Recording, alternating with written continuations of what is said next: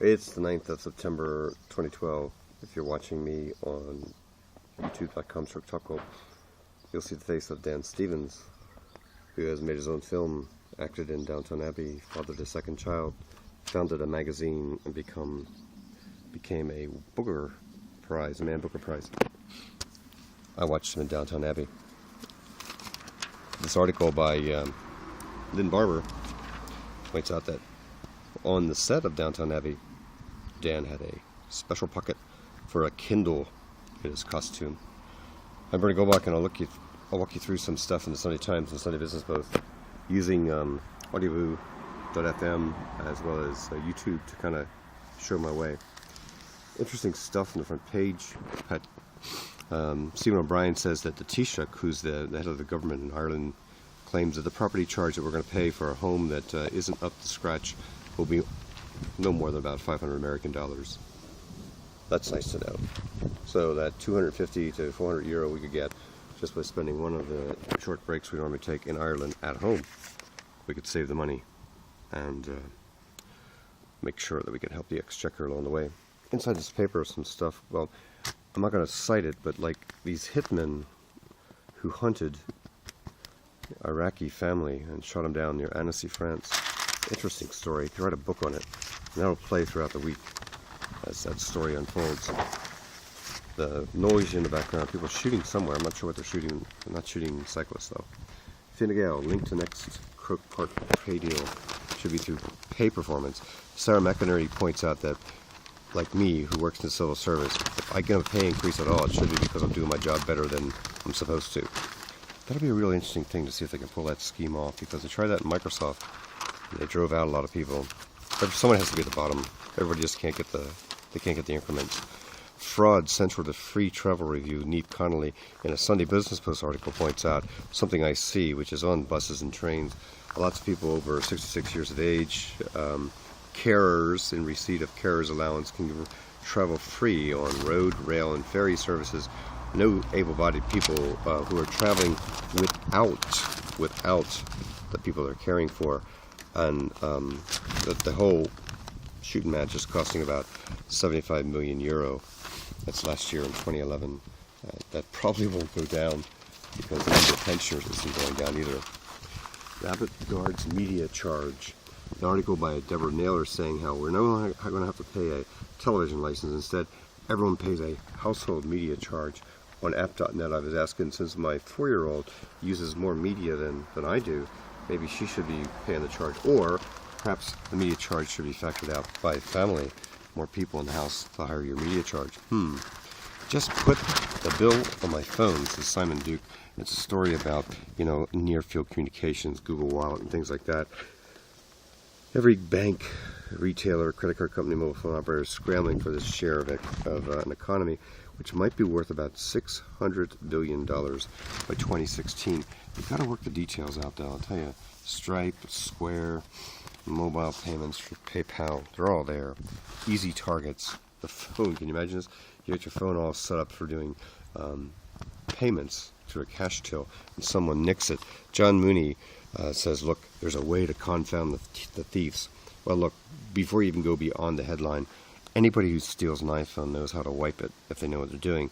He gives us a vignette about someone who's out late at night with friends, lost the iPhone, discovered by going home and using the Find My iPhone app that it went all the way down to a precise address where his phone was.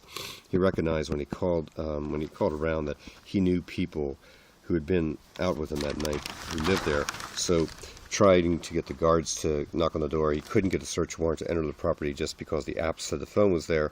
So he just walked by the guy's house, knocked on the door, had someone else dial the phone number of his old iPhone, and you could actually hear the phone ringing in the background when he knocked the door. The man at the door handed the phone back because he was so flustered. He says, everybody should use Find My iPhone. Well, something like Find My Phone's been on Symbian for about the last 5 years. It's a good iPhone, has it? How my job pushed me over to limits, or pushed me to the limits.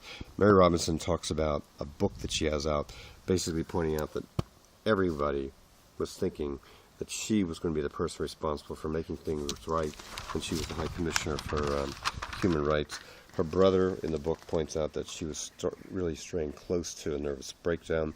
The book's called Everybody Matters. It's available from Hodder and Stoughton on Thursday. I hope it's in Kindle.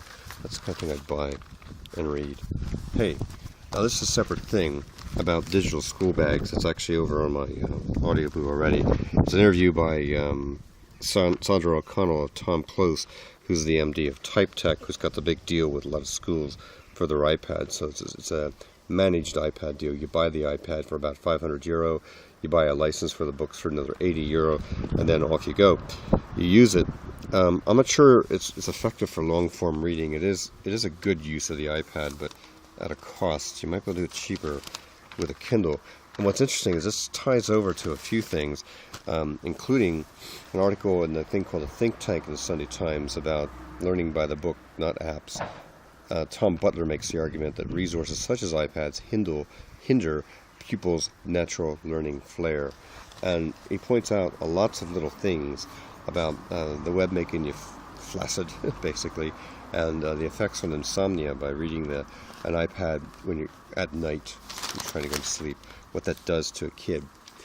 Catherine Mahoney weighs in kind of like anecdotally and said, technology is a poor teacher for toddlers. I don't know.